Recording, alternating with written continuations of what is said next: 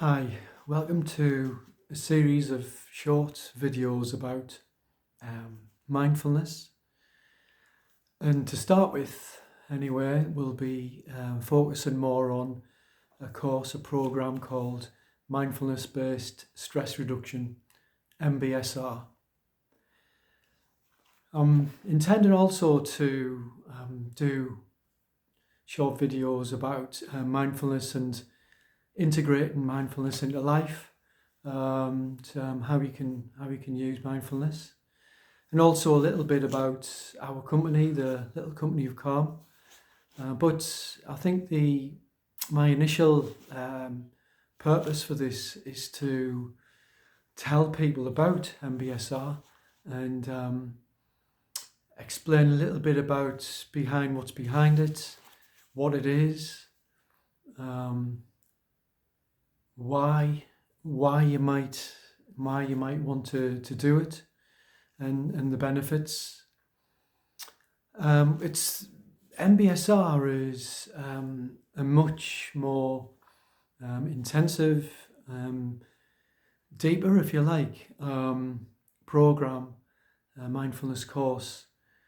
It's of all the activities that we do, whether it's streaming guided meditations or sessions in the community centres that we provide, or sessions out in nature, and various others probably as well.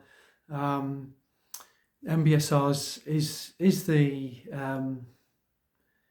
is the most intense. It's an 8-week program.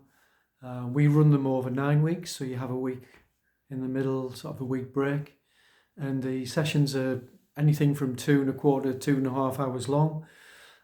So the long sessions, and there's also a half-day silent retreat towards the end, which is part of the program.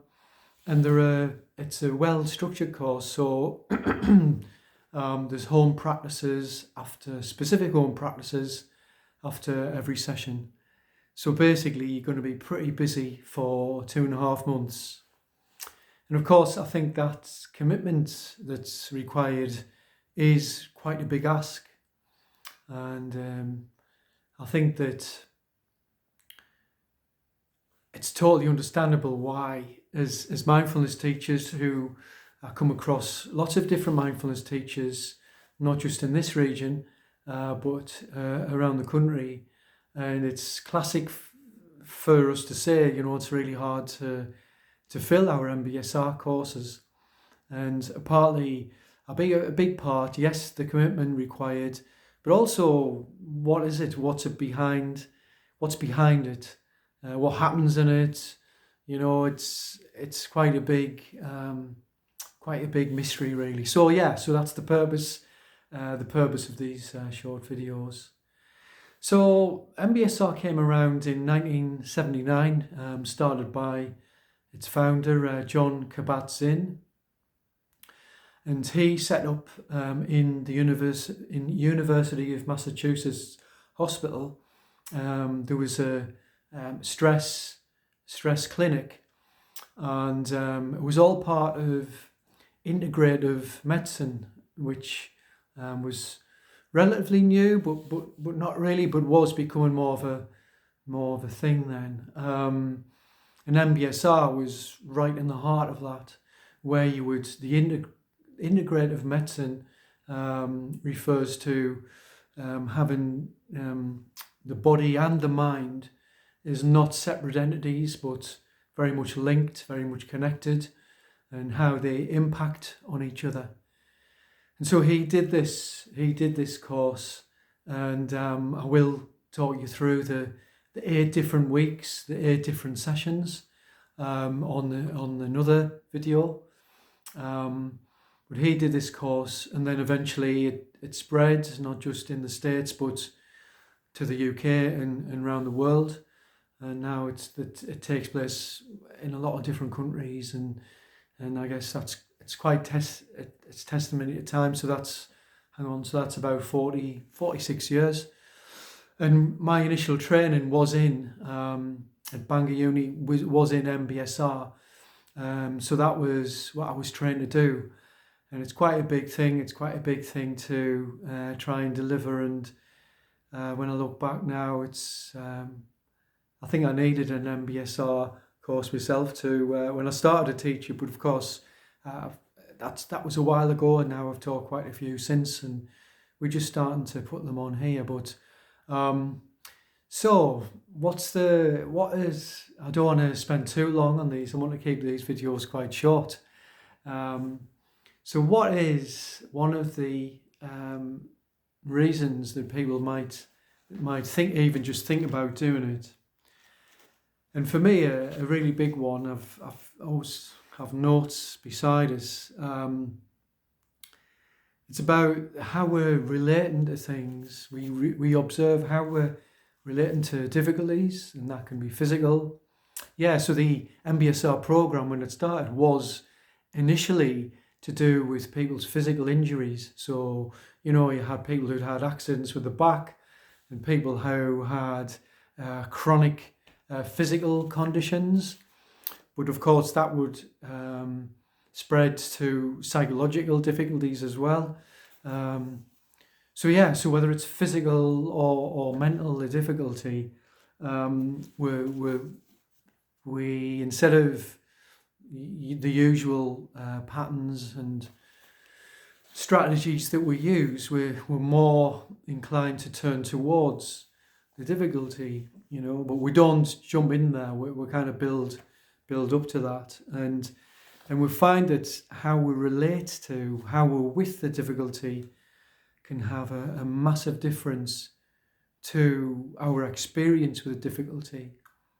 Not meaning to say that the difficulty will be banished, and and everybody knows that there are things outside of our control, so bearing that in mind as well. But it can have a real experiential impact on our relationship with the difficulty, and with time and with practice can really transform our suffering. And that suffering can be emotional and intellectual, physical, and it sort of goes into behavioural as well. And a few years after, quite a few years, but several years after MBSR, MBCT came in, Mindfulness Based Cognitive Therapy, which uses about 2/3 of MBSR and then builds on a CBT element to it, which of course directly integrates behaviour. But this resonates into behaviour as well. And then with practice, the symptoms don't dominate our awareness and our experience either. And so there's so much more I could say about the MBSR, and I definitely will be doing. But as we come towards the end of this starter, just to know that mainly it will be myself, but I will be bringing other people in as well. So I've got my teaching supervisor who's agreed to join me, and another fellow mindfulness teacher, Michael Atkinson's going to join us, and I will be asking. There's a current group that's learning MBSR with us, and it's about to finish next week. And after that, there's one or two people might be kind enough to do me the favour and say a few words about what it's been like for them. So anyway, that's in a nutshell the kind of things I'll be talking about, getting into more detail about that and the whys and the wherefores, and also about how it can affect me and maybe even the people that I'm around as well. Hopefully a little bit anyway. Anyway, take care, and hopefully this has been okay. I'm not leaving the comments open at the moment, but our email address is hopefully on there somewhere, hello@tlcoc.co.uk, hello@tlcoc.co.uk, and we are on Facebook as well. Okay, take care everybody, bye now.